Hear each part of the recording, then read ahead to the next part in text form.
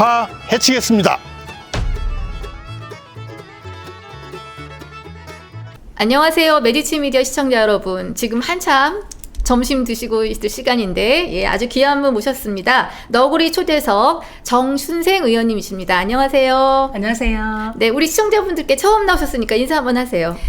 안녕하세요. 조국혁신당의 원내 수석 부대표를 맡고 있고요. 지금은 정치혁신특별위원장도 맡고 있습니다. 정춘생입니다. 잘 부탁드립니다. 네, 난 그 보직 못 외워.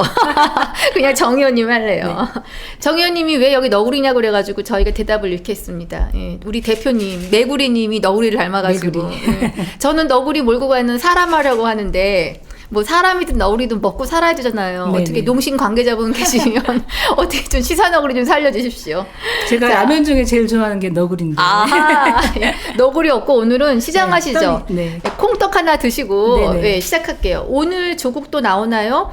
조국 대표님 나오십니다. 오늘 아니고 8월 19일. 네, 저기 메디치 미디어에 써놨네요. 8월 19일 조국 대표님 나오시니 많은 관심 부탁드립니다. 자. 근황 토크 좀 할게요. 네네. 지금 처음 메디치 유튜브에 나오셨어요. 네, 처음 출연했습니다. 조국혁신당 여성 의원들은 네. 한 분 빼고 다 나온 것 같습니다. 네, 그분 이제 곧 모셔야 돼. 네네네. 얼마 전 1차 당원대회 하셨어요. 네네네. 그때 또 이렇게 무대에 서셨습니다. 아, 네. 오, 안 밀렸어요. 저 현장에 있었는데. 아, 예, 우리 강미정 대변인하고 두 분이서. 네네. 근데 그 당원대회 기획하신 우리 정상윤 대표님이 페이스북에 네. 당신들 어디서 여자 사회 봤냐. 네네. 다 남녀 하는데. 네네, 맞습니다. 그리고 대부분 남자 주인공 여자 네네. 보죠. 네네. 이러는데 안 꿀리셨어요? 아, 사실은 걱정 많이 했죠. 하기 전에 네. 제안을 받았을 때 그것도 같이 하는 우리 파트너가 네. 강미정 대변인 아나운서 출신이잖아요. 네. 아, 발성이나 이게 굉장히 차이가 나고 내가 꿀릴 텐데 네. 이 걱정은 했죠. 네. 사실은 걱정은 했지만 그래도 이렇게 같이 보조를 맞추면 잘 할 수 있겠다 해서 흔쾌히 응했고 네. 생각보다는 잘한 것 같아요. 아, 네. 잘하셨어요. 제가 사실은 실전에 강합니다. 실전도 강하시고 네. 우리 또 과거에 이렇게 이거 동 떠본 목소리 낭낭하십니다. 네. 하여튼 잘하셨어요. 요새 올림픽 좀 보셨나요? 시간이 안 돼서 네. 그냥 기사로만 봤습니다. 예. 아니 사실 저희 시사 너구리가 오늘 메구리님이 두 번째 코로나가 걸려서 결방인데 거기 딱 붙여서 네네. 10시 반에 월에 하려고 했어요. 근데 의원총회 때문에 지금 그러니 뭐 올림픽 볼 시간이 어딨어. 네네. 알겠습니다. 자, 오늘 정 의원님 모시고 정 의원님 별명이 정치 좀 아는 여자예요. 저희가 붙인 게 아니라 이렇게 들었는데 그 정치 좀 아는 여자한테 최근 조국혁신당 발로 무언가 중요한 아젠다가 떴습니다. 자, 그거 얘기 전에 오늘 뉴스 하나 조금 보고 갈게요. 오늘 그 발언하신 내용 보니까 저 솔직히 말하면 이 사건 잘 몰랐어요. 세관 직원이 마약 뉴스에 연루가 된 것 같다는 의혹을 받고 있는데 왜 거기서 또 용산이 나와요? 아니 그래서 저는 사실 이 사건이 최상병 사건하고 너무 닮아 있다. 모든 면에서 많은 면에서. 꼬리 자르기까지? 그러니까 열심히 수사한 사람은 좌천되고 그렇잖아요. 그리고 그 조병로 경무관이라는 분이 그 중간에 전화를 해서 세관 관련 의혹은 빼달라, 보도자료에서 빼달라 여러 번 그 압력을 넣거든요. 근데 본인은 외압이 아니라고 하지만 두 계급 높은 사람이에요. 경정에서 경무관은. 근데 전화를 받는 것 자체로 그것도 지휘라인도 있는 사람이 아닌데 그 자체로 외압으로 느껴지죠. 그리고 그 전에 또 경찰서장이 영등포서 소속인데 영등포서 경찰서장이 이게 이 사건에서 되게 용산에서 관심이 많다, 심각하게 보고 있다, 브리핑 일자를 연기해라, 뭐 이런 얘기를 하는 거예요. 그래서 굉장히 이상하게 느낀 거죠. 수사를 철저히 원칙적으로 했을 뿐인데 그 당시가 언제예요? 2023년이면 정부가 마약과의 전쟁을 선포하고 한동훈 법무부 장관도 말을 꺼낼 때마다 마약과의 전쟁을 얘기하고 심지어는 경찰의 수사권을 뺏어올 때도 마약과의 전쟁을 확실히 하고 마약 수사를 확실히 하기 위해서는 검찰의 수사권이 있어야 된다. 이런 논리를 설파했던 사람이거든요. 근데 이런 과정에서 이 큰 엄청난 성과 아니에요, 이 수사가. 근데 이거에 대해서 중간에 어딜 빼라, 넣지 말아라, 연기해라, 너무 이상하잖아요. 그리고 그 범인들의 입에서 세관의 도움을 받고 들어올 수 있었다. 네. 세관 직원의 4명. 그 얘기를 한 거예요. 당연히 경찰은 그 CCTV를 확보해야 되고 컴퓨터 기록 조회해야 되고 핸드폰도 봐야 될 거 아니에요. 그래서 압수수색 영장을 남부지검에 청구해달라고 요청을 해요. 근데 계속 반려합니다. 너무 이상하잖아요. 그리고 용산에서 관심을 갖고 있다 이런 얘기를 한 용산 그 영등포 경찰서장은 예. 지금 용산 대통령실에서 근무합니다. 아 뭐야 도대체. 그 부하 직원은 자천시키고 본인은 영전돼서 갔잖아요. 너무 이상하잖아요. 근데 오늘 그래서 어저께 또 언론 보도를 통해서 새로 나온 게 위증 관련된 거예요. 위증이요? 청문회에서 위증하면 안 되거든요. 네, 증인 네. 선서를 하기 때문에 네. 위증을 하면 처벌받습니다. 그런데 이제 어저께 당시에 29일 날 우리가 청문회를 했는데 그때 야당 의원 질문에 조병노 경무관은 또 대통령실에서 전화가 왔어요. 이런 네. 부분을 확인하면서 이런 말을 한 적 있냐? 그러는데 이제 없다 그래요. 네, 거짓말이다. 네. 저는 결단코 그런 게 없다. 단호하게 얘기하거든요. 근데 어제 녹취록에서 공개가 된 거예요. 또 대통령에서 또 전화가 왔어요. 이런 얘기를 본인의 입에서 직접 하거든요. 이게 위증한 거거든요. 그래서 오늘 발언할 때 위증죄로 고발해야 된다. 행안위 차원에서는. 예, 예. 그리고 이제 한동훈 대표는 더 이상 이 문제에 대해서 침묵하지 말아라. 예. 왜냐하면 본인이 마약과의 전쟁을 선포하고 엄청 열을 올렸던 분이기 때문에 이 사건에 대해서 침묵하는 거는 정의롭지 못하다. 네, 네. 그래서 야당이 요구하는 청문회, 별도의 청문회, 네, 네. 그리고 국정조사 요구도 받아서 함께 추진하자. 이런 얘기를 제가 공개적으로 발언하고 아니 왔습니다. 뭐 이슈가 한두 개가 아닌데 네. 뭐 저기 댓글에 나왔어요. 네네. 안 끼는 데가 없는 용액. 네네. 네네. 참 한가로우신 건지 챙길 분들이 많은 건지 네네. 잘 모르겠네요. 그러니까 이 국정 운영을 시스템에 의해서 하는 게 아니라 너무 이제 사적으로 이용을 하고 그런 부분이 문제가 된다는 걸 전혀 인식을 못해서 그냥 맘대로 하는 것 같아요. 저는 지금 정보가 저는 없는 상태나 마찬가지라고 생각해요. 얼마 전에 불거졌던 블랙요원 사건 관련해서도 예. 엄청난 사건이거든요. 그렇죠. 이게 있을 수 없는 일들이에요. 아 이거는 그 양반들 다 위험에 완전 노출된 거죠. 다 노출이 됐고 그동안 이제 그런 활동을 하시는 분들도 이제 수십 년간 이제 훈련 받고 뭐 이런 사람들이라고 하는데 다 노출이 된 거잖아요. 드러난 거잖아요. 이거 누가 책임집니까? 이 정보가 없는 거나 마찬가지. 근데 이거에 대해서 보도도 잘 안 되고. 네, 네. 사실 저는 마약 수사 관련해서도 굉장히 큰 사건인데 이게 기사마다 약간 수치가 다르긴 한데 내가 또 확인한 바로는 필로폰 규모가 예. 108kg 정도 된다고 그래요. 킬로그램. 그 정도면 360만 명이 투약할 수 있는 양이래요. 그리고 수천억의 추산하면 수천억으로 추산이 되고. 네. 근데 이 사건이 보도가 잘 안 돼요. 뭐 필요하면 또 보도 세게 하죠. 보도 필요하면. 그래서 국회에서 할 일이 더 크다. 네. 국회에서 막 시끄럽게 하고 문제시하고 청문회도 하고 국정조사도 하고 해야 기자들도 더 취재를 하고 네. 보도를 하고 또 국민들도 더 관심을 가질 것이다. 그냥 넘어가서는 안 된다. 저는 그렇게 생각합니다. 알겠습니다. 네. 지금 보면 블랙요원 사건 진짜 너무 화가 난다. 언론 잘 안 나온다. 저렇게 다 반응들 하세요. 네. 어저께 민주당의 강유정 의원님 나오셨었어요. 네. 예. 강유정님이 그래서 글로벌 간첩법 관련된 거 네네네. 원래 그 발의는 이것 때문이 아니라 게임 같은 거에서의 중요한 우리 네. 저작권이라든가 산업에서 필요한 어떤 기술들 유출되는 거를 방지하려고 하는 거였는데 갑자기 이게 떠버려가지고 글로벌 간첩에 관련된 무언가 또 법안이 나온 것 같은데 네. 네. 민주당과 공조도 조금 기대를 네. 좀 해보겠어요. 네네. 예. 자, 오늘 뉴스는 요까지 조금 이제 보고요. 자, 우리 의원님. 네네. 1998.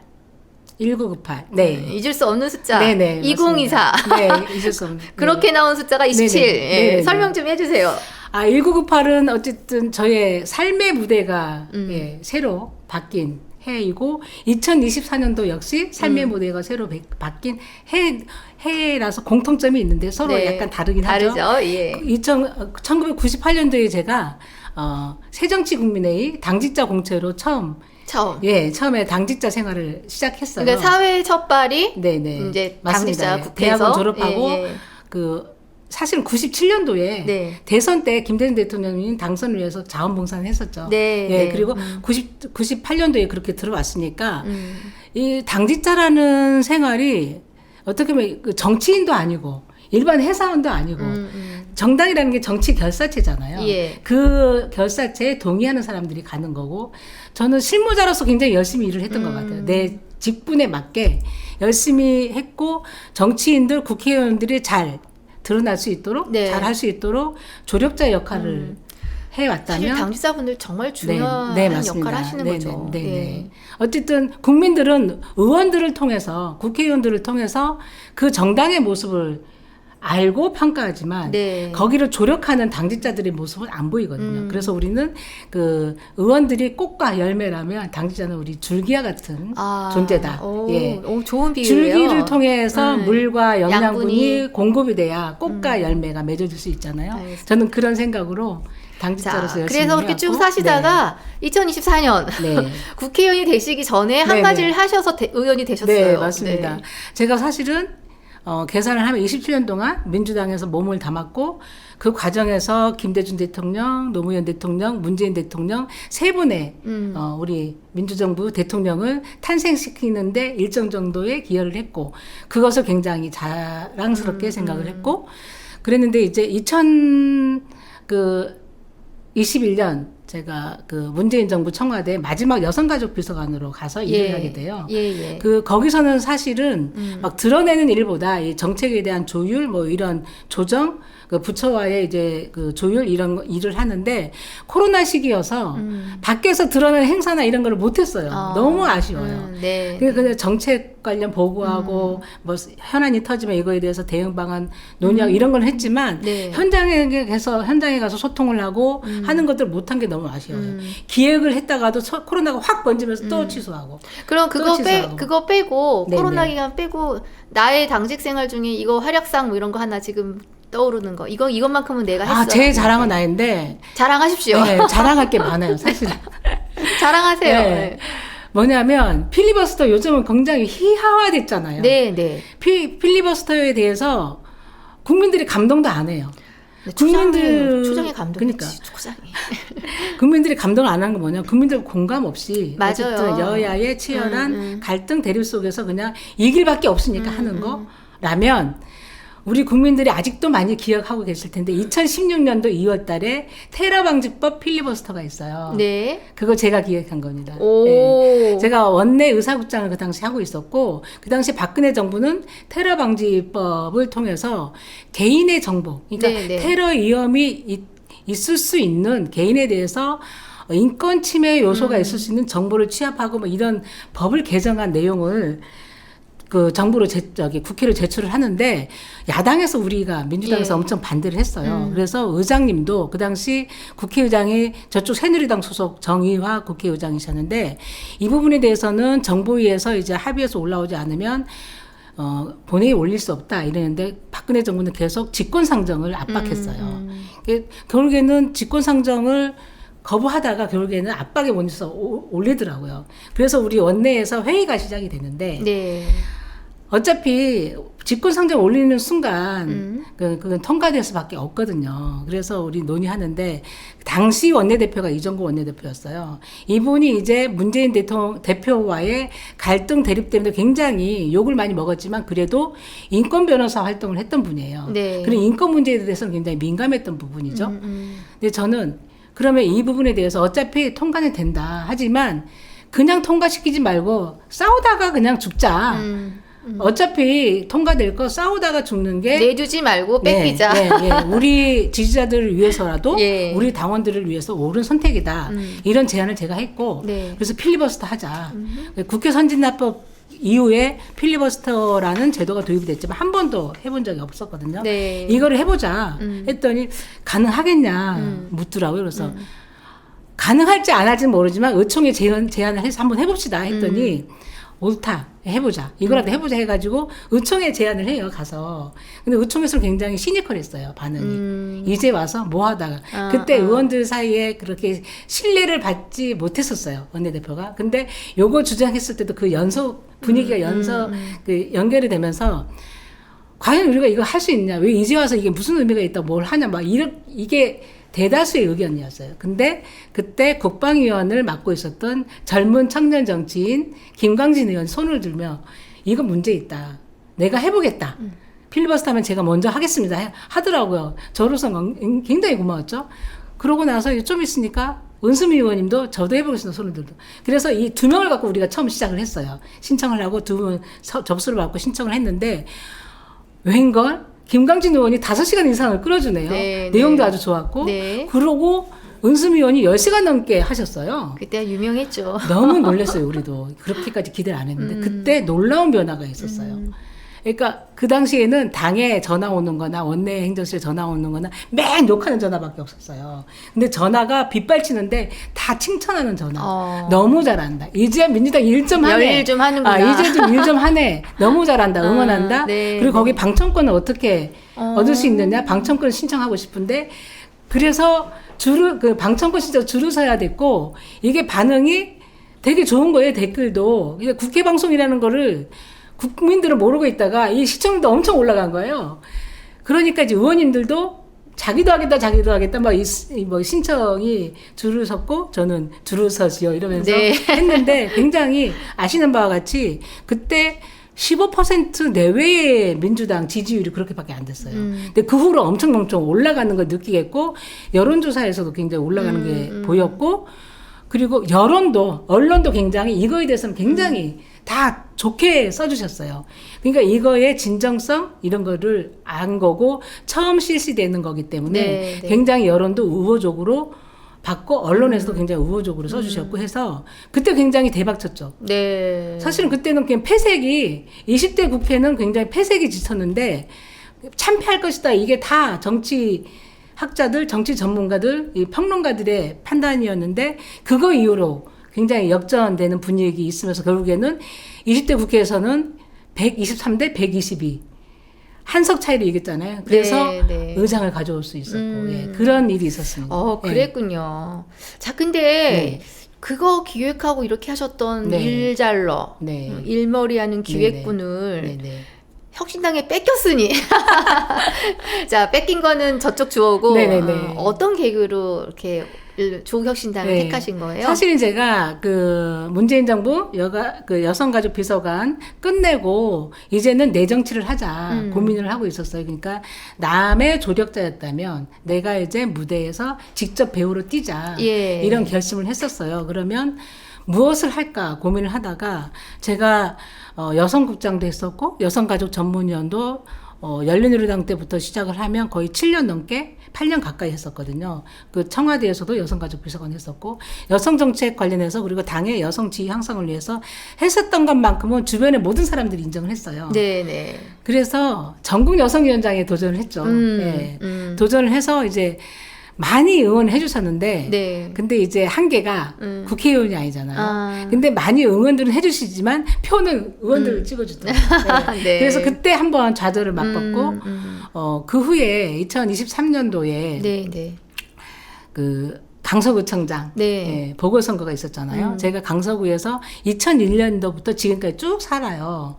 그래서 강서구청장 보궐선거도 내가 도전을 해봐야 되겠다 해서 도전했는데 면접도 잘 보고 해서 이제 3명 예비 후보로 선정이 됐거든요. 근데 여론조사를 여기저기 다 돌렸대요. 근데 다 김태우를 이기는 걸로 다 나왔어요. 그리고 네. 그 3명이 후보, 그러니까 저도 그렇고 앞서거니 뒤서거니 진기훈 후보하고 그랬대요. 근데 전략공천을 하더라고요. 제가 아닌 딴 사람으로. 저로서는 굉장히 이거는 여성위원장 떨어졌을 때 그 기분보다도 네. 굉장히 큰 상처. 내가 27년 동안 당을 위해 헌신하고 봉사하고 희생해 왔는데 그리고 나름대로 역할을 해왔는데 왜 나한테는 경선의 기회도 안 주고 전략공천을 할까.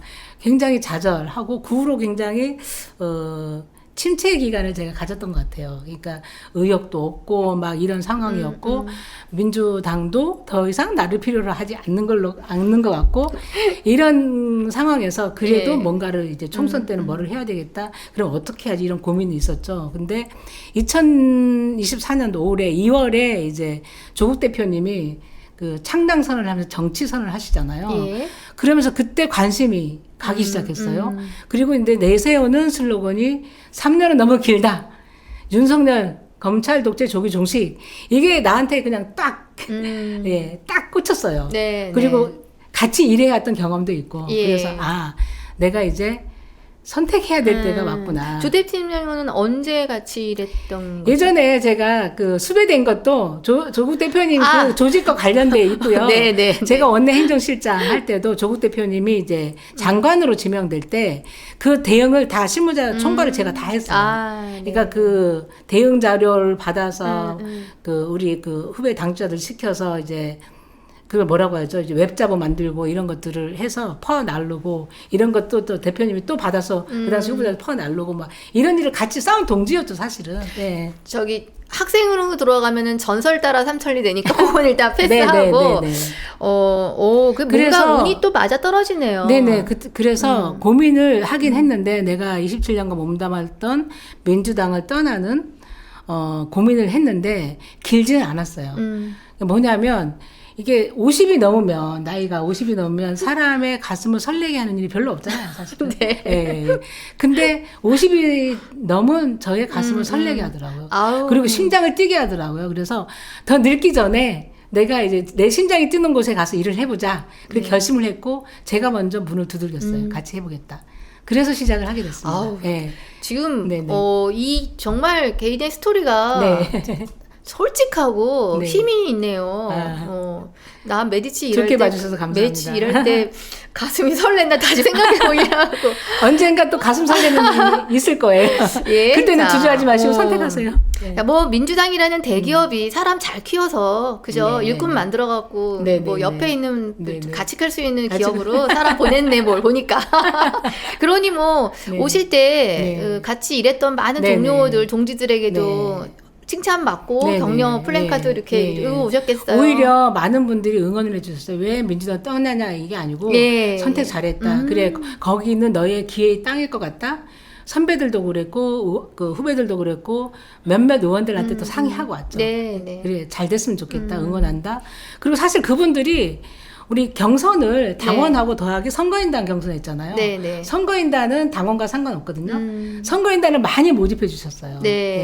그래서 저는 실무자로서는 그 여의도에서는 많이 알지만 전체 국민들이 어떻게 저를 알겠어요.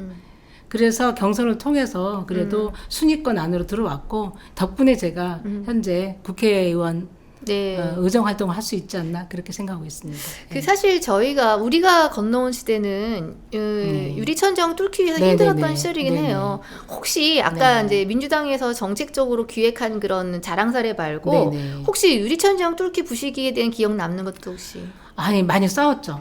유리천장 부시기 위해서. 예를 들면 우리 신혜선 본부장님도 알겠지만 여성들이 직장 생활하고 사회 활동하다 보면 진짜 모르는 그 남들이 겪지 못하는 벽 유리천장을 많이 겪을 거예요. 저도 지금은 많이 나아졌지만 지금 98년도면 굉장히 옛날이고 그때 정당에 들어왔을 때 그 문화는 굉장히 아무리 민주당이 그때 새정치국민회의이긴 했지만 굉장히 가부장적이고 그랬었거든요. 근데 그런 문화에서 살아왔고 근데 제가 대학원을 다니면서 여성정책, 여성정치를 공부했던 이런 철학도 있기 때문에 그런 부분에 대해서는 그냥 넘어가진 않았어요. 넘어가진 않고 특히 제가 싸웠던 경험은 여성 할당제 부분 지금은 그래도 여성 정치인들이 많이 지방의원, 국회의원 많이 배출됐지만 그때는 아주 극소수였어요. 하더라도 비례대표로 많이 진출했지만 지역구는 굉장히 극소수였기 때문에 이 지역구에서 여성들이 많이 진출하는 것이 이게 그 현저하게 과소대표되고 있는 소수자 여성들을 개선할 수 있는 방향이겠다 해서 지역구 30% 여성 의무 추천 제도를 우리 당원에 만드는 작업을 2년 넘게 싸웠어요.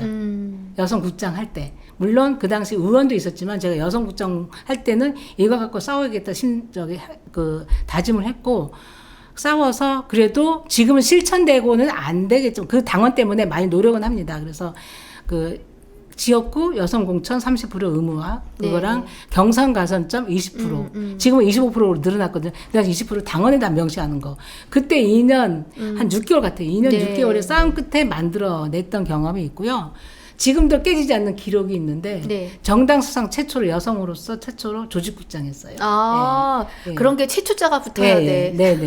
조직국장 했습니다. 예. 근데 길게는 안 했지만 예. 그래도 그 조직국장 하면서 조직국장이 굉장히 중요한 위치예요. 전당대회나 선거 때 네네. 그렇죠. 공정한 정보를 제공을 해야 되고 어디에도 휘둘리지 말아야 돼요. 그러니까 어디가 당원이 몇 명이냐 이런 것도 정보를 주면 안 돼요. 어느 후보에게도. 근데 그 당시에도 이제 전당대회 시기에 내가 조직국장 했기 때문에 각각의 캠프에서 당원 현황이 어떻게 되냐, 대의원 현황이 어떻게 되냐 이런 문의를 많이 해왔지만 다 알려주지 않았어요. 근데 단칼로. 왜냐하면 이게 휘둘리기 시작하면 정당의 조직국이 이 공정성에서 휘둘리기 시작하면 이 전당대회는 진 사람이 승복할 수가 없거든요. 그렇죠. 그래서 그거를 철저하게 지금 아무한테도 정보 제공 안 하고 그랬는데 끝나고 나니까 대신 쪼개서 자기네한테는 아무 정보를 안 줬을 거 아니에요? 그래서 딴 사람은 도운 줄 알고 어떤 식으로 막 이상한 정보가 들어갔는지 새로 오신 대표 체제에서는 제가 조직국장 더 이상 못하고 다른 데로 인사를 했어요. 그런 아픈 기억도 있습니다. 알겠습니다. 와, 지금 뭐 인간 정치인 정춘생 그 하나만 이야기해도 모자라는 시간입니다. 다음에 또 하기로 하고요. 무궁무진합니다. 자, 국회의원 정춘생의 첫발 1호 법안 잠깐 설명 듣고 오늘 본안으로 우리 이야기 넘어가야 돼. 벌써 반 가고 있습니다. 네네. 제주 4.3 왜곡 처벌법. 네네. 예.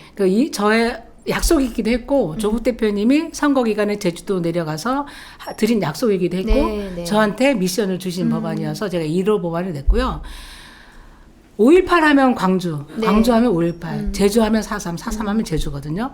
그러니까 제주는 4.3 없이 설명이 안 되고 예. 저도 제주 출신이기 때문에 이거에 대해서 내가 국회의원이 되면 뭔가 해야 되겠다 이런 다짐은 있었어요. 근데 이제 간담회 할 때 많은 의견들이 있었지만 유족회에서 크게 두 가지를 주문을 하시더라고요. 첫 번째는 4.3 정의에 대한 부분을 개정을 해달라. 예. 정명이 필요하다. 네. 그리고 4.3에 대한 왜곡, 폄훼, 허위사실 유포에 대해서는 5.18 특별법에처럼 처벌할 수 있는 근거 조항을 만들어 달라. 있어도 허위사실을 유포하는데 네네네네. 그나마도 없으니 뭐. 네네.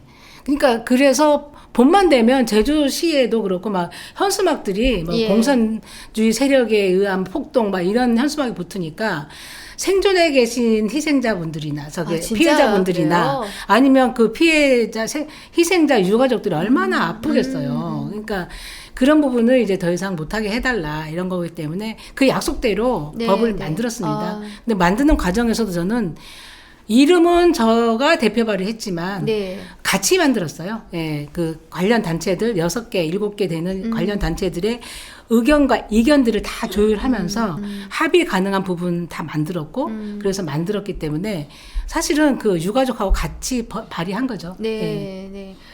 다행입니다. 이제 잘 잘 됐으면 좋겠어요. 그러니까 21대 국회 4.3 특별법 큰 진전이 있었는데 피해자 가족에 대한 배보상을 할 수 있는 근거 조항을 만들었고 지금 실시되고 있거든요. 그것을 이어달리게 하는 거예요, 사실은. 알겠습니다. 더 촘촘하게 살펴보시고요. 네네. 자, 이제 정치개혁 4법 이야기를 좀 해볼게요. 사실 이게 아주 새로운 내용은 아니에요. 맞습니다. 그런데 이번에는 조금 기대감이 있어요. 조국혁신당이 12척의 새빙선을 앞에서 내세웠고 사실 선거 과정에서 이재명 대표와 민주당이 일정 정도 호응을 했단 말이에요. 자, 일단 그러면 이거 4대. 가장 일단 4가지 이름을 딱딱딱딱. 일단 정치혁신 4법이고요.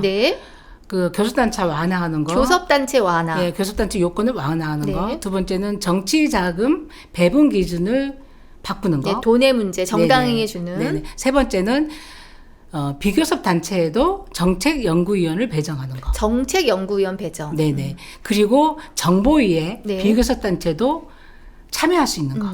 그러니까 이게 지금 이 4개 이야기가 사실 첫 번째 이 교섭단체로부터 다 파생됩니다. 연결돼 있는데 예, 파생됩니다. 사실은 이거 딱 보면 그러니까 여야 할 거 없이 기득권을 가진 큰 당들이 주고 싶지 않은 거예요. 자신들이 누리던 거를. 자, 하나씩 풀어볼게요.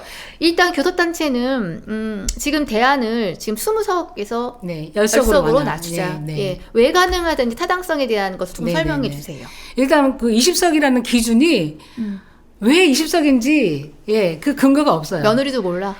원래는 10석이었어요. 근데 유신 정권 때 박정희 독재 시절에 20석으로 강화시킨 거예요. 그때는 사실 의회 정치라는 게 없었죠. 그때 만든 게 지금까지 이어져 오는 거예요. 말도 안 되죠. 그때 만들어서 지금까지 이어져 오는 거고 사실은 예전부터 교섭단체 요건을 완화해야 된다는 법안을 제가 기억하기로는 16대부터 쭉 계속 발의돼 왔어요. 근데 안 돼 왔죠. 근데 그 중에 제일 많은 게 10석이에요. 10석 정도면 그래도 합의 가능하고 국민 공감을 얻을 수 있는 석이겠다. 아니면 한 5석으로 확 내려버리는 방법. 뭐 그런 것도 있을 수는 있지만 어쨌든 최소한 그러니까 보니까 OECD를 보니까 독일이 많긴 한데 그래도 독일이 한 5%, 그러니까 의석수 비율에서 5% 정도가 교섭단체 요건이더라고요. 그리고 프랑스가 한 2점 몇 프로? 다 낮아요. 근데 우리나라가 6.7% 되더라고요. 너무 높기 때문에 이것을 좀 완화해서 10석으로 낮추자 이런 거고 그 이유는 뭐냐면 여러 가지 이유가 있지만 지금 예전에는 양당 체제였어요. 그리고 선거제도 이제 소선거제 더하기 병립형 비례대표였잖아요. 근데 이제 사회가 다원화되고 다양성을 더 그 국회에서 반영을 해야 된다 이런 취지 때문에 연동형 비례대표 제도가 지난 국회 때부터 도입이 됐던 거고 이번 총선에서도 그게 후퇴하려고 하다가 다시 살아난 거였잖아요. 그거는 다른 게 아니라 국회는 국민의 이해관계를 대의하는 기관이잖아요. 그럼 제대로 대의하려면 양당 체제가 아니라 보다 다당제로 가야 된다. 그런 의미였던 거고 그래서 양당 체제에 기반한 모든 법과 제도를 바꿔야 된다. 양당 체제에 기반의 모든 법과 제도. 이 법과 제도는 국회 운영에 관련된 법이에요. 사실은. 그러니까 사실은 그래서 교섭단체도 우리가 690만 명의 지지를 받았잖아요. 그리고 득표율로도 보면 거의 4분의 1이에요. 그런데 이제 그 국회 운영에 있어서는 영석에 영석이랑 똑같아요. 똑같은 거지. 뭐 의사 일정 관여나 뭐 의제 선정이나 본회의 일정이나 뭐 국정조사 요구도 뭐든 우리가 할 수 있는 게 교섭단체끼리만 협의를 합니다. 그러니까 지금 교섭단체라 하면 이 기준에서 의원을 20석을 가진 당들끼리 국민의힘, 더불어민주당 운영을 여기서 의논해서 결정한다는 거죠. 우리는 나중에 통보받고. 그래서 우리가 하고자 하는 것들이 먼저 세팅되고 이런 그 계기가 없는 거예요. 이게 너무 저는 입법정에 반한다. 입법정에 반한다. 바꿔야 된다. 이런 걸 생각되고 이것뿐만이 아니고 정치 자금도 굉장히 부당해요. 이것도 양당 체제를 더 공고히 강화하는 부익부 빈익빈 제도인 거예요. 현재는 이제 국고보조금의 50%를 일단 교섭단체에 배분해요. 교섭단체에 들어가지 못하면 일단 없어. 그리고 나머지 50%를 그 교섭단체에 포함한 다른 정당의 의석수 비율로 배분합니다. 또 받아. 그러면 80% 이상이 교섭단체한테 가요. 솔직히 진짜 너무하지 않아? 근데 이제 그래서 소수 정당은 정치 활동을 하기 위한 뭐 그 자금 이런 것들이 없어 적극적인 활동을 못 하게 되는 시스템을 법이 보장해 주고 있는 거예요, 사실은. 그러니까 100번 양보해도 교섭단체가 의사일정에 국회 관련된 걸 다 결정한다고 해도 정치자금 지금 지원할 수 있는 국고보조금은 그야말로 비례한 대로 나눠주는 게 맞지요. 맞죠. 2석을 갖고 뭐 1석을 갖고. 그래서 저희 개정을 한 게 뭐냐면 50%를 교섭단체에 균등 먼저 배분하는 건 일단 삭제하고 5석 이상 여기서 5석 나옵니다. 5석 이상 획득한 정당에 대해서는 10%씩 균등 배분하자. 그리고 5석 미만 정당에 5%씩 균등 배분하자. 나머지 갖고 의석수 그리고 득표율 이거 갖고 배분하자. 그렇게 되니까 국민의힘과 더불어민주당 약간 줄어들지만 다른 소수 정당은 현재보다 2배 가까이 2배 정도 이렇게 받을 수가 있어요. 그게 정의 아니에요. 그 안은 어떤 논의 과정에서 혹시 도출됐어요? 그거는 이제 사실은 선관위도 그런 입장이에요. 선관위도 지난 회기 때 그런 지난 21대 국회 때 그런 50%를 먼저 교섭단체 배분을 삭제해야 된다. 이런 의견을 냈었고, 우리는 그 선관위 그 안에다가 지금 한석이라도 갖고 있는 정당이 한 명도 그 한 정당도 그 손해 가지 않도록. 왜냐하면 지금 기본소득당하고 사회민주당은 네네. 그 총선 당시에는 선거 안 뛰었잖아요. 그 민주연합에 같이 배속돼 있다가 온 거잖아요. 네. 그러니까 기존 그 선관위한 대로 하면 이 사람도 하나도 못 받아요. 네. 그렇게 하지 말고 의석수 이렇게 또 그 기준을 넣어가지고 받을 수 있게끔 그 기존보다 훨씬 더 받을 수 있게끔 저희들이 그렇게 설계를 하고 개정안을 선관위하고 사실 실무적으로 협의를 하고 개정안을 낸 거고요. 그러니까 절대 수치가 국힘 민주당 국힘 좀씩 줄어도 다른 소수 정당은 좀 자금이 확보가 되니까 더 좋은 의정 활동을 펼칠 수 있죠. 소수 정당을 더 키울 수 있도록 하는 게 저는 세 번째 정책연구위 정보위도 마찬가지인 것 같아요. 정책연구위원은 뭐냐면 이게 국회가 정책연구위원을 나눠주는 건 아니고요. 77명, 1급에서 4급까지 77명이라는 그 TO가 있고, 여기에서 교섭단체에만 의석수 비율대로 1급 몇 명, 그리고 2급 몇 명, 4급 몇 명, TO를 줍니다. 그 TO에 한해서 그 정당에서 그 1급을 주고, 2급을 주고, 4급을 주고 이렇게 하거든요. 이것도 교섭단체만 주는 거예요. 비교섭단체는 안 주고. 그러면 이게 굉장히 인건비 세이브가 돼요. 네. 근데 우리는 국고보조금도 없고. 그렇죠. 아주 극히 적고. 그리고 정책연구위원도 없고. 하다 보니까 우수한 인력을 쓰고 싶어도 쓸 수가 없어요.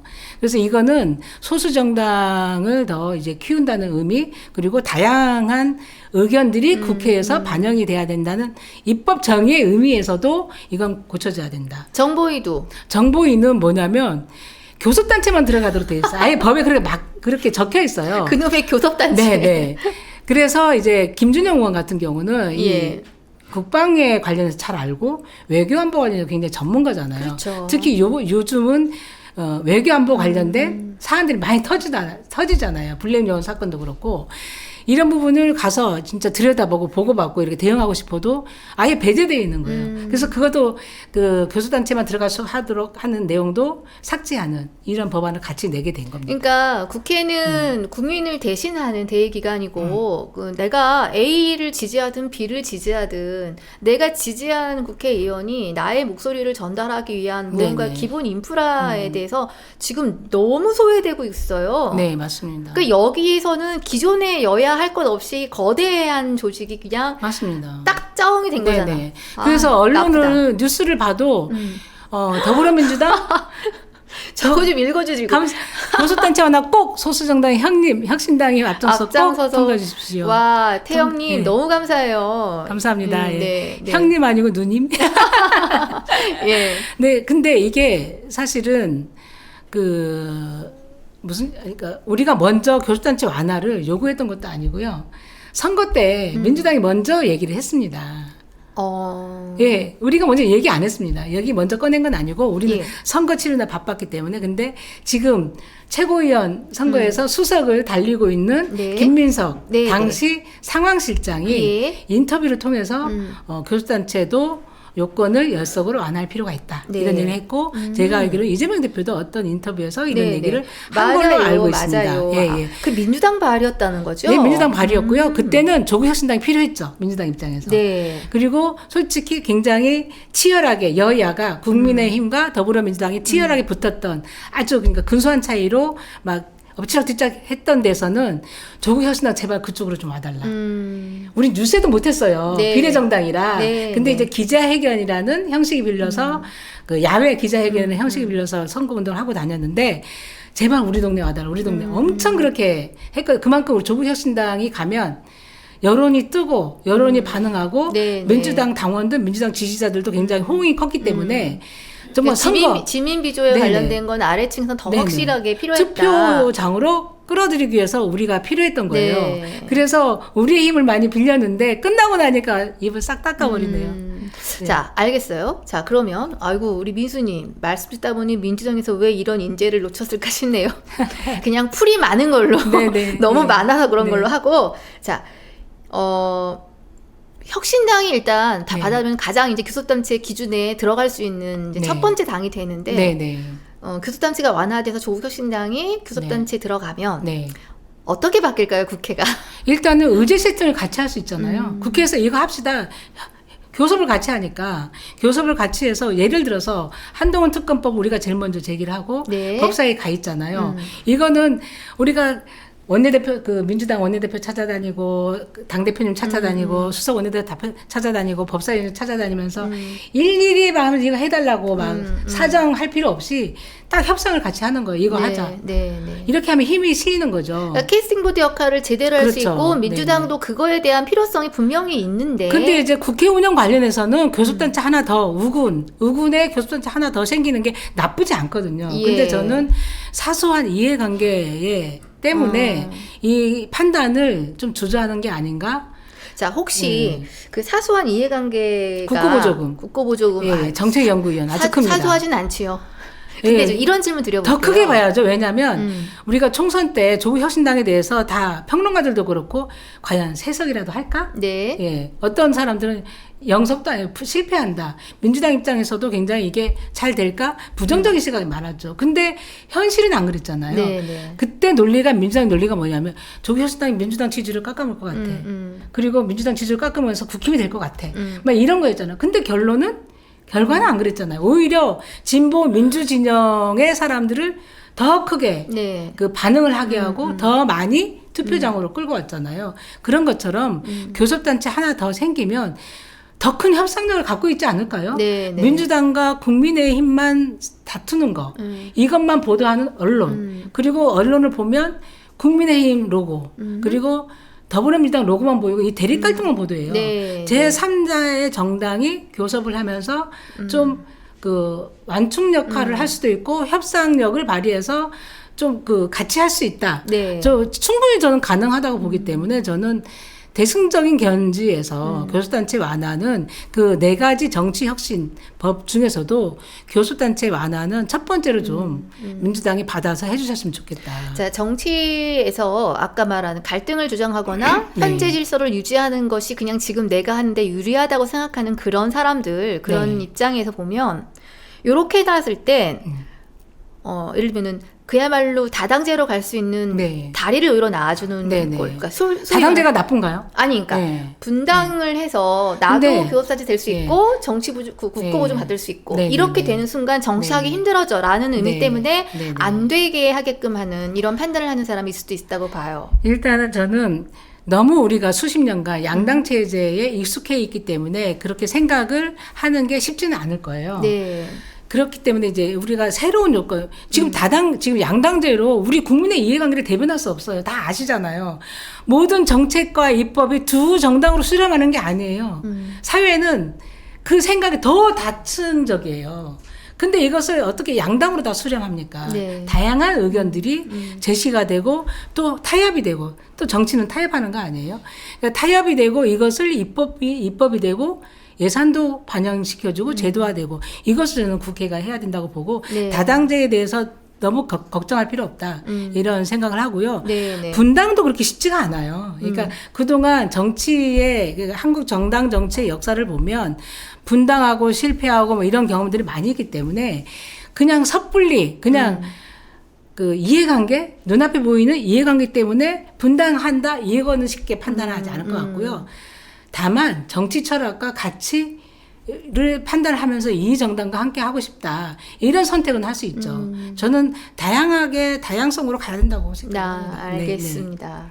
자, 여기서 제가 조금 일단 긍정적인 질문은 우리 이제 브라더스 두 분이 내가 보니까 작전 짜셨어. 만나시고 내가 포스팅할 테니 해주세요 한 것 같아.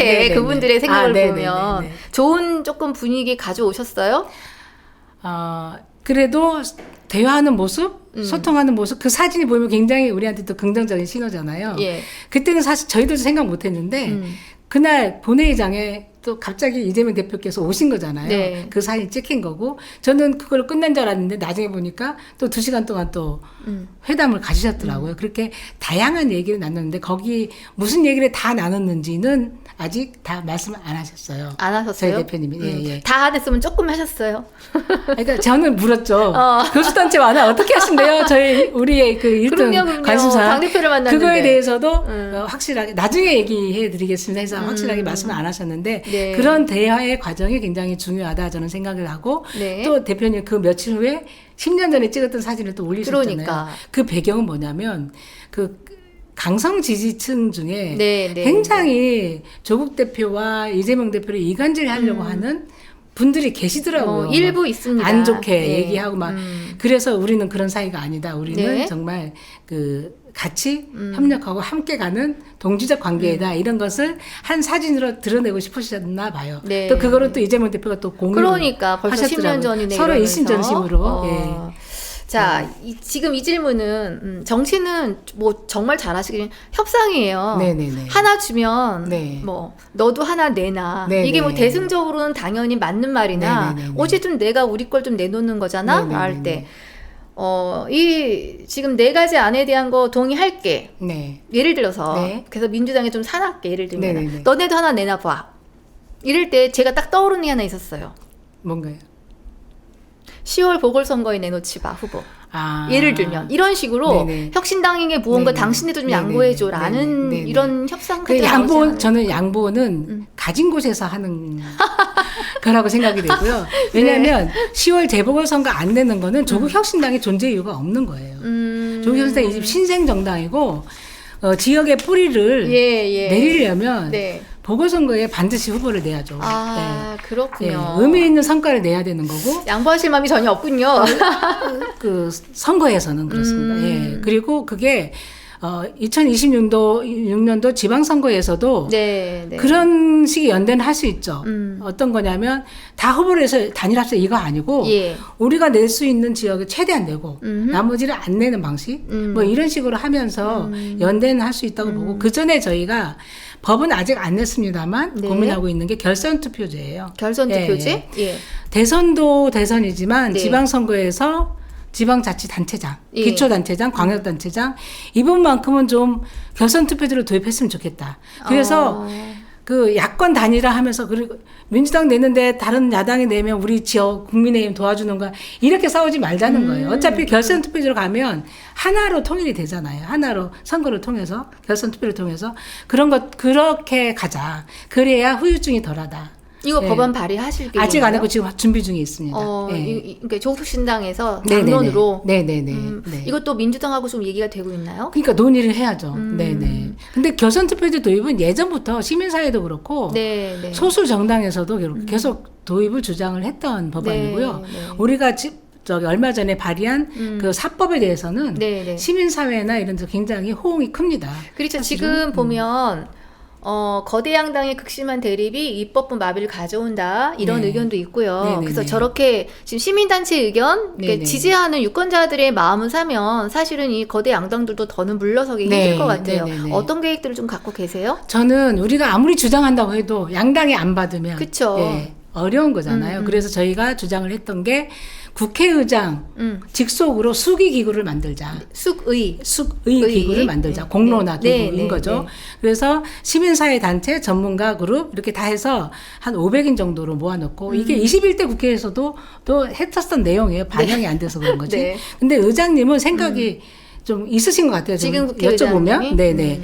왜냐하면 정치관계법은 행안위 소속이지만 그동안은 계속 정개특위를 별도로 만들어서 예. 그 해왔잖아요. 근데 워낙에 양당의 생각이 워낙에 의견이 첨예하게 갈리기 때문에 안 돼요. 안 나와도 안 돼요. 선거 닥쳐야 그때야 그냥 몇 달 전에 그냥 하기 때문에 제대로 된 입법이 안 되거든요. 그래서 수기기구를 만들어서 여기에 네. 공론화 작업을 거치고 여론조사도 하고 그 토론회도 하고 토론을 정말 제대로 하고 해서 그 의견을 정개특위에서 받아서 입법하자 이거죠. 예. 그렇게 이런 과정을 거치면 이거 자체가 양당에게는 그 압박이 되지 않겠습니까? 그래서 나는 이걸 시스템적으로 국회의장 직속기구로 수기기구를 만들어서 여기에서 논의를 하고 몇 개월간에 걸친 논의를 하고 그것을 정개특위에서 받아서 입법을 한다.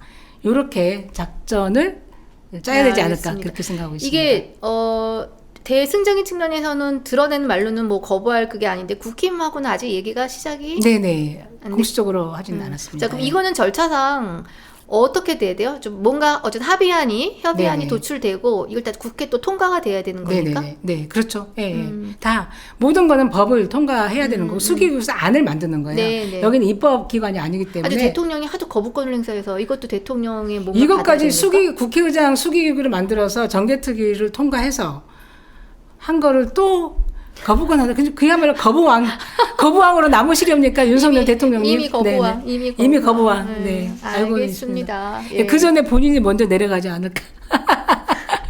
3년은? 너무 길다. 예. 예. 자, 뭐 1시간 거의 다 돼 가는데요. 네, 예. 이제 시작하신 지 이제 100일 조금 안 되는 네. 시간이에요. 초선 의원. 예. 뭐 너무 뻔한 질문이지만 그래도 여쭤봐야죠. 네, 네. 4년간 그래도 나는 이런 정치, 국회의원으로서 이런 네. 활동을 하겠다는 좀 포부 좀 일단 밝혀 보시죠. 네. 제가 사실은 네. 이름이 정춘생이잖아요. 봄춘 날생. 굉장히 춘생하면 굉장히 이름이 촌스러워요. 네, 네. 근데 이제 한글로 하면 봄날이거든요. 예, 한글은 되게 예쁘잖아요. 예쁘죠. 예, 희망적이고 생기 있고. 정봄날 이렇게 예, 쓰면 그래서 제가 제 캐치프레이즈는 민생의 봄날, 국민의 봄날. 그 캐치프레이즈로 민생의 봄날, 국민의 봄날을 안아올 수 있는 정치를 하겠다. 그런 다짐을 하고 있고요. 이런 정치 혁신뿐만 아니라 제가 돌봄 문제에 관심이 많기 때문에 네. 전 국민 돌봄 보장을 위한 입법들을 차근차근 하고 있습니다. 엊그저께도 발의를 했고 네. 또 이제 순차적으로 좀 할 예정이고요. 4년간 꼭 그 전 국민 돌봄 보장을 위한 입법과 틀을 만들고 싶어요. 예. 그리고 아까 말씀드린 정치혁신 과제도 더 이상 늦어지기 전에 21대 국회에서 완료를 하고 싶고요. 그래서 4년 후에는 3년은 너무 길다가 아니고 4년은 너무 짧다. 한 번 더 해라. 네. 이런 평가를 받을 수 있도록 열심히 하겠습니다. 지금 이거는 열심히 하겠습니다라는 네. 각오이자 네, 네. 4년 후에는 비례 말고 지역 출마에 당연하죠. 대한 당연합니까? 네. 우리 대표님이 항상 그걸 주문하세요. 그러니까 항상 비례대표 의원으로서의 만족하지 말고 우리가 지향하는 가치와 정책 철학이 있기 때문에 항상 재선을 생각하고 띄워주십시오. 대표님이? 항상 그러십니다. 오. 예외 없이. 예외 없이. 저는 그건 당연하다고 생각해요. 네, 우리가 네. 한 번 반짝하는 정당이 아니잖아요. 네, 네. 그렇기 때문에 재선을 목표로 하면 다 이제 좀 더 잘할 수 있는 다짐을 항상 하게 될 것이고 항상 국민을 바라보면서 국민의 뜻, 이해관계를 생각하면서 정치를 하게 될 것이고 그런 다짐으로 일을 하고 있습니다. 아니 그 메디치 비디오 시청자 네네. 여러분 제 방송 쭉 보셨으면 사실은 저는 그냥 겸양이라고 생각했는데 네네네. 조 대표님이 그런 이야기를 공식적으로 항상 의원님들에게 하십니다. 하신지도 몰랐고 예, 항상 하십니다. 질문을 제가 네. 계속 던지면 네. 너무 빨라요 아직 아무 생각하지 않고 있습니다. 예, 뭐 지금으로서는 점점점 이렇게 대답하시는데 그거는 대표님의 주문을 제대로 받지 않으셨군요. 저는 확실하게 받들어. 항상 와 당연하죠. 정치 좀 아는 여자 맞으시네요. 사실 그건 약간 뭐라고 해야 될까요? 좀 약간 그건 아니고요. 정치권에서 네. 당직자로 오래 해오긴 했지만 사실 그거는 좀 과도한 별명인 것 같고요. 제가 정치를 안다기보다 네. 약간 익숙하다. 익숙하다. 네, 익숙하다. 아, 그 갑자기 든 생각인데 그러면은 지금 민주당과 조국혁신당의 네. 뭔가의 교량 역할을 조금 하고 계세요? 저는 네. 교량 역할도 하지만 네. 뭐라고 해야 될까요? 우리 당에 국회 경험이 있는 분들이 없다 보니까 국회가 어떻게 운영이 되고 다음 본회의는 어떻게 열리고 본회의와 상임위는 또 어떻게 진행이 되고 이런 모든 정보들을 잘 파악을 해서 네. 민주당에 워낙에 네트워킹이 있어서 잘 파악을 해서 다 공유를 해줍니다. 그래서 그거를 의원님도 굉장히 고마워하세요. 그러네. 오늘 안건은 뭐고 만약 임명동의 인사 안건 모든 게 다 무기명 투표거든요. 그런 정보 알려주는 것도 굉장히 큰 팁이거든요. 무기명 투표이다. 그래서 이게 시간이 좀 걸릴 거다. 그리고 이제 필리버스터 하게 될 것 같은데 하지만 필리버스터는 최소한 24시간이 보장돼야 되고 24시간 후에는 5분의 3의 동의로 종결 표결을 할 수 있으니까 24시간 후에는 표결할 수 있다. 이런 것들을 다 알려주죠. 텔방에 다 공유를 해드립니다. 지금 조국혁신당 안에 네. 사무처에서 네. 그 살림을 다 보고 하는 분이 계시다면 지금 네. 의원 안에서도 네네네. 그러니까 원래도 뭐 다 많은 의원분들이 그런 걸 네네. 다 숙지하고 계시겠지만 네, 지금 네. 초선 의원들 대부분이 많으시니까 모를 수 있죠. 그죠? 모를 수 익숙하지 있죠. 않고. 그래서 오. 그런 얘기들을 많이 해드리면 되게 고마워하세요. 아, 네. 제가 또 다시 말씀드릴게요. 정치 네. 좀 아는 여자 맞습니다. 국회에 좀 익숙한 여자? 아, 예. 어머, 정말 봄날이네요. 그러니까 감사합니다. 춘생이나 봄날이나 같은 건데 왜 우리는 그렇게 네네. 아니, 제가 어디 방송에 나갔었는데 댓글 중에 가장 웃긴 게, 네. 쟤는 춘향이도 아니고 춘생이 뭐야? 뭐 이런 안 좋은 댓글 쓰신 분이 계시더라고요. 자, 네. 우리 그 댓글 쓰신 네. 분 누군지 모르지만, 예, 봄날입니다, 봄날. 네, 봄날, 예, 예. 당연 지역에 풀이 내려야죠. 제주로 드디어 네네. 지금 서울에 올라오신 지 너무 오래되셨죠? 네네. 사실 아까 그 제주 국회의원, 제주도지사에서 약간 저기 그 정답은 아니라고 생각을 하고요. 네. 사실은 우리 대표님도 그렇고 우리 당의 생각이 뭐냐면 4년 후에 총선은 어떤 구도로 치러질지 몰라요. 그렇기 때문에 내가 광서구에도 오래 살았고 출신이 제주였지만 네. 이 두 곳만을 갖고 생각하지는 않을 거예요. 물론 그렇죠. 그게 다가와서 그 구도로 우리 조국혁신당이 어디로 배치돼야 되고 당의 판단을 네. 따라야죠. 네. 네. 그래서 저는 열어놓고 출마는 하는데 네, 열어놓고 네. 지역구는 열어놓고 생각합니다. 네, 지역구는 열어놓고 네네. 3년이죠. 네. 3년 내에 출마하신다. 왜냐하면 지금 제주 출신 지역구 의원님들도 막 약간 긴장하고 견제를 하시고 새로운 당 하나 나올까 강서구 봐. 국회의원들도 약간 그런 분위기는 있지만 좋아. 저는 그거 나쁘지 않다고 봅니다. 예, 그만큼 선의의 경쟁을 할 수 있는 거라고 보니까요. 좋습니다. 네네. 우리 좀 새로운 물결은 네. 어디든지 좀 이렇게 구석구석 흘러서 맞습니다. 고여있지 네네. 않도록 네네. 봄날의 햇살 정춘생 의원 화이팅. 아, 좋습니다. 감사합니다. 네. 현실적인 여러 정보를 시합해서 알려주나 보네. 춘생 봄날. 저희 밥이 끝나고 먹을 거예요. 너무 배고파요. 알겠습니다. 지금 5분 남았는데 네. 지금 아까 그 뭐지요? 4.3 특별법 네네. 관련된 거 말고도 추가 또 발의하신 거 있으시죠? 일단 정치혁신 4법 관련해서 같이 발의를 했고요. 네. 또 가족돌봄 휴가 저 보장법? 지금 기억나는 거 여성 관련된 네네. 뭐 데이트 폭력 방지라든가 이런 것도 있었던 거 교제폭력 방지법 발의했습니다. 맞아요. 예, 그것도 피해자 가족분들하고 같이 발의를 했는데요. 음. 지금 보면 사람이 죽어나가야지 입법을 해요. 정말 얼마나 이게 안 좋은 현실입니까? 네. 근데 이제 교제폭력에 대한 오해들이 많다 보니까 신고를 하면 현장에 출동을 해요. 네. 경찰들이. 출동을 하면 우선 이제 상처 있나 없나 이것부터 봅니다. 근데 이제 외향적인 상처가 안 보이면 그냥 현장에서 종결하고 가버려요. 예, 그리고 처벌 원하세요? 네. 그래서 물어보고 원하지 않습니다. 그러면 그냥 가요. 그런데 뒷얘기가 얼마나 이거는 많은지 사건의 모르고. 진실을 그렇죠. 제대로 알아야 되는 게 뭐냐면 네.